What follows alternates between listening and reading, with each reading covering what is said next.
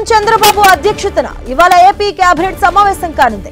దేశ చరిత్రలో ఏపీలో అతిపెద్ద విదేశీ ప్రత్యక్ష పెట్టుబడికి ఆమోదం తెలపనుంది.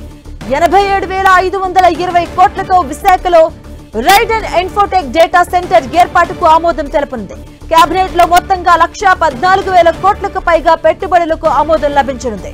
26 ప్రాజెక్టుల ద్వారా 67,218 మందికి ఉద్యోగ అవకాశాలు వచ్చే అవకాశం ఉందని అంచనా వేస్తున్నారు. ఇక అమరావతిలో 212 కోట్లతో నిర్మించనున్న గవర్నర్ నివాసం రాజ్ భవన్ నిర్మాణానికి ఆమోద ముద్ర వేయనున్నారు. కృష్ణా నది ఒడ్డున అమరావతి గవర్నమెంట్ కాంప్లెక్స్ నిర్మాణంలో భాగంగా రాజ్ భవన్ నిర్మాణం జరగనుంది. మంగళగిరి తాడేపల్లి మున్సిపల్ కార్పొరేషన్ పరిధిలో భూగర్భ డ్రైనేజీ నిర్మాణానికి 25% నిధులను సిఆర్డీఏ ఇచ్చేందుకు ఆమోదించనుంది కేబినెట్. రాజధాని ప్రాంతంలో 4 కన్వెన్షన్ సెంటర్ల నిర్మాణానికి ఆమోదం తెలపనున్నారు. రాజధాని నగర జోనింగ్ నిబంధనల్లో గ్రీన్ సర్టిఫైడ్ భవనాలు ఉండేలా అవసరమైన మార్పులు చేర్పులకు గ్రీన్ సిగ్నల్ ఇవ్వనుంది.